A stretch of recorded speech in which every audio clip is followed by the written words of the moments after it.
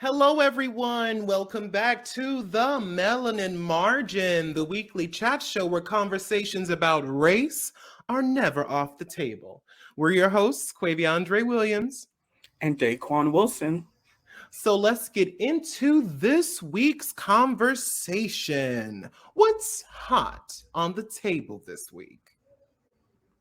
An article on Vulture magazine titled The Year of the Nepo Baby has sparked some interesting discourse online regarding familial connections to wealth and opportunities. Alex Gorman of The Guardian writes that while the Nepo Baby chatter has mostly been centered around the most visible examples, famous people, the outrage underpinning it is broader. Inherited wealth makes it easier to get ahead in every industry, which is why New York's Vulture magazine's deep dive draws a clear distinction between being a Nepo baby and simply being rich. Because having not only inherited wealth, but also a parent who can stick their foot in the door for you makes succeeding that much easier. If a field is highly compensated, highly regarded, or just highly visible, you can bet you'll find second or even third generation dynasties working within it. So, Andre, with that being said, why do you think so many people are upset about Nepo babies? I think that there are some people who would like to believe that the anger we're seeing surrounding nepotism babies is born out of jealousy, but I don't agree. While that may be the reason some people are upset, I think that the majority of people are angry because there are some Nepo babies who put on the front that the reason they got to the position they are in is due to hard work and dedication. And that is not the truth, Ellen. While no one is saying that you haven't worked hard or that every single success you've had is a result of your well-connected and wealthy parents, you cannot deny the fact that your parents' influence affected how successful you became. I think that people vastly misunderstand how important time is when it comes to chasing your dreams. Like, there is this severely misguided idea that high class society has sold to people that goes a little something like, we all have the same 24 hours in a day. Or in the words of Kim Kardashian, when she was asked about her advice for women in business, she said, quote, get your fucking ass up and work. It seems like no one wants to work these days. But the one common thread that I think people don't understand is that our society isn't built with the little man in mind. It's built to keep the upper class in power. So it is completely false that we all have the same 24 hours in a day as wealthy and well connected, or that all we have to do is work hard and we'll get to the top. For example, it's easier to spend time honing your acting craft and auditioning for roles when your mom is a well-established actress who can not only get you connected to an agent, but help you move into an area where there are a plethora of casting calls and afford to pay for all your living expenses. However, a regular person who has aspirations of acting with no help from family or friends may not be as lucky. They would have to get a job, support themselves, and if they have kids, support them too. Where the actor with the well-connected parent has hours upon hours and the funds to take the time to focus most of their energy on acting, the regular person has to work for their funds to get the headshots, move to the right cities, and so on, while also going to work and paying bills. The hours each of these people in my example have to chase their dreams are far from equal. And the one with less to worry about has a higher advantage and a likelihood of success. Now, this is not to say that just because you don't have all those connections and wealth that you can't become successful. There are plenty of people who have come from the most unfortunate of circumstances who have become some of, our biggest stars. However, to completely discredit the advantages that other people have because of their circumstances or their parents' money and fame is just not realistic. It would be like if Daquon and I were both in a competition on some type of reality show, and one of Daquon's parents was the show producer and creator. While no one's saying that I couldn't still win, Daquon has a decidedly higher chance of winning because they have more resources to pull from than I did coming in. But Daquon, why do you think that people are so upset? I think it's because so often we are pushed and force fed false narratives. You know, it all starts with like this American dream, the myth of the Hmm. American dream that anybody and everybody can just pull themselves up by their bootstraps and achieve that dream life for themselves, when in reality, it doesn't work like that. And like you said, nobody is saying that these Nepo babies are untalented. There are some that lack a certain amount of talent that you would think they would have, but uh, but I think for the most part, a lot of these Nepo babies that we are talking about are incredibly talented, are, you know, great actors and actresses, great singers and musicians.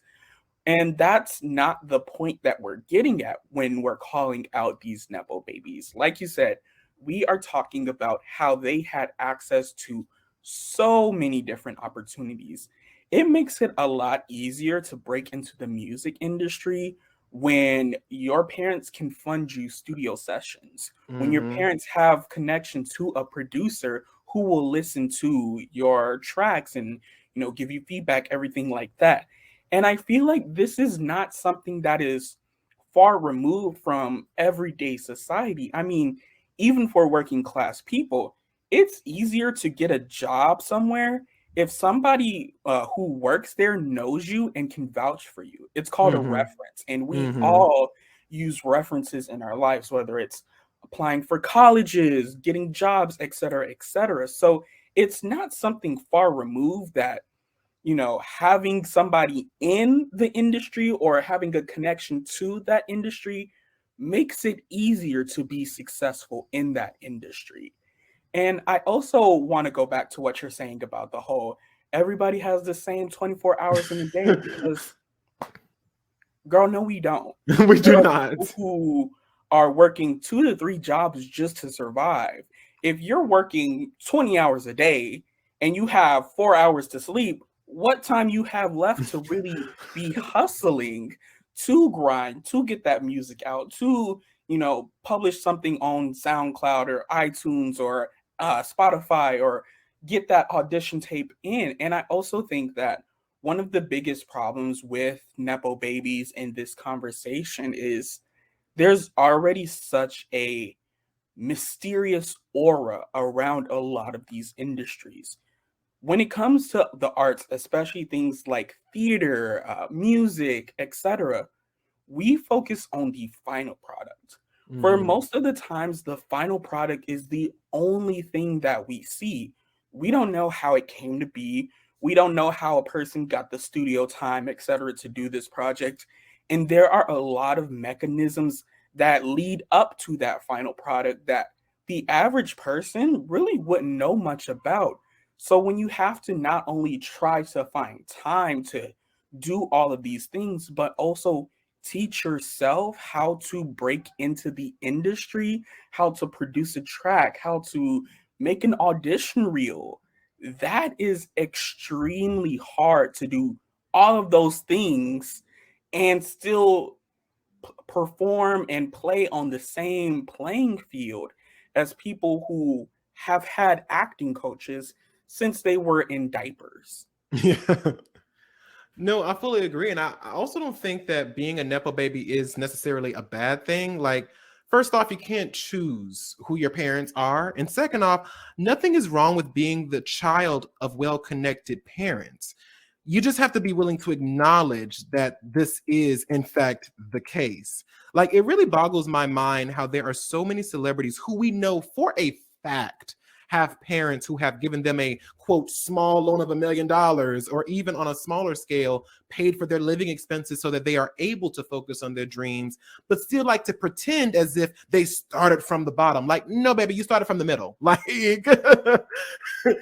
and I feel like I have to repeat this. Like, we're not saying that you didn't work hard. Like, yes, you still probably had to climb to the top two and sustain yourself through your talent, but it's a hell of a lot easier to get up 1,000 stairs when you were born at step number 500. And, you know, you can jump on an escalator where, you know, you can go the rest of the way up. I mean, it still might take you some time to get up to the top, but not nearly the same amount of time as it would be for someone who had to physically walk up all those stairs by themselves from the very first step. Like, regardless of how many oppressions you face, everyone can benefit from privilege in some way or another. We've talked about this countless times on the podcast before.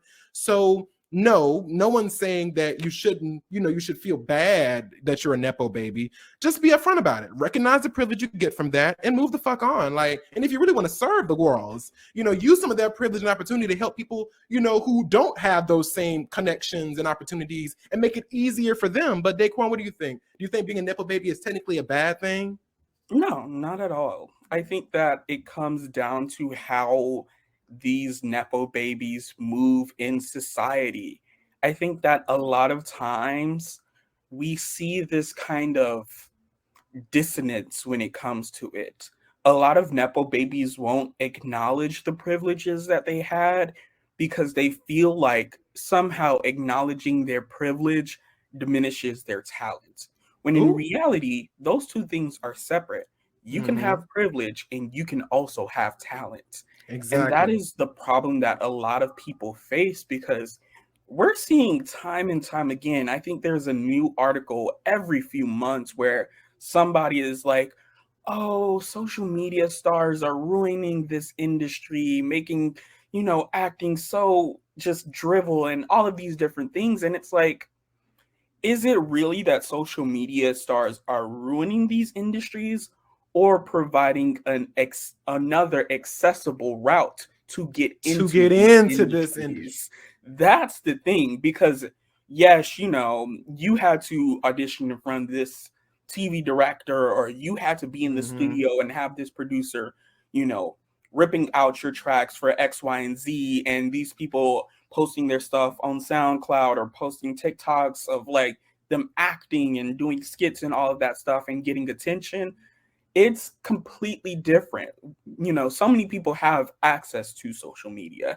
And so it is providing another into the industry, which even when we look at social media, there is still nepotism within social media. Yes. There are Yes. still people who have connections to all of these different To things, who have collab and stuff like that. Yeah. right, who have like these rich parents to where they can, not go to school or not go to college or not get a Mm-hmm. job and spend all of their time recording, TikToks or whatever. So it's just like, acknowledge your privilege. It's not that hard and it doesn't diminish your talent at all. I also wanted to jump back on what you said about like this discourse, because I've been seeing the same thing online where people are like, there's no movie stars anymore. Like, there's no real acting craft. Anybody can just become a da da da. And it does come from a place of privilege to say that, because we're forgetting that back in the day, especially, you know, for acting and any kind of performance careers, it was incredibly difficult to be seen if you did not know somebody who knew somebody who knew somebody who knew somebody. And I think that nowadays we're straying away from your name, like as an actor, being the thing that sells the movie. And we're kind of straying towards, is the story good? Is your performance good? Because if we notice, a lot of times back in the day, there were some movies that were made that didn't need to be made, with actors who probably didn't deliver what they could have delivered, or what somebody else could deliver had they had the opportunity to. And I think that now we're moving towards a more fairer industry, a little bit, not that much, but a lot fairer than it has been, because we're seeing that there is people taking a chance on more experimental works. There are people who are taking a chance on artists who are not, you know, they knew John, who knew Jack, who knew Joe Jillian, who knew X, Y, and Z. So we're seeing a lot more of that fairness coming. And I think that that's what's making people have this anger, because they're like, I had to have these connections. I had to beat the pavement, and you just made a social media post the next Y and Z. And it's kind of like, we're not going to discredit the fact that these people have talent as well. We're not going to discredit the fact that the people who are on social media, on TikTok, on, you know, whatever Twitch, whatever, you know, platform there is, who have come up from nothing and brought themselves up to something, did not work and earn their spot where they are. You know, we're just not going to do that. So you could be mad. Just be pressed. Just be pressed, but open them doors up, baby. Open them doors up.